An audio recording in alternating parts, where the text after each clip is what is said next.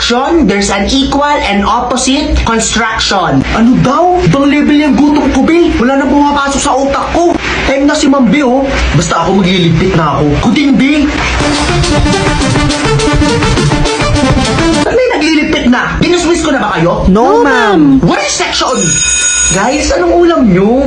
Pwedeng pa-share? Wala, nandiyan na naman si Poknat. Mambuburaot na naman yan. Ano sabi mo? Ito po na to, beef tapa. Halika, share tayo. Ay, wow. Sige. Susta pa lang.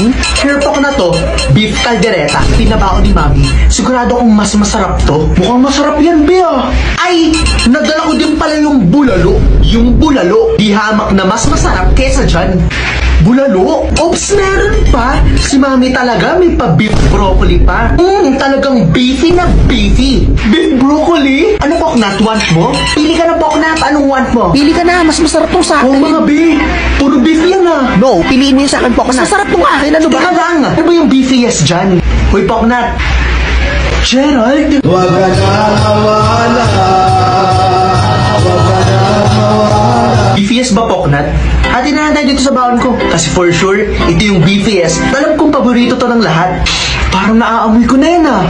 Ah, OMG! OMG, this is my favorite! OMG, me too!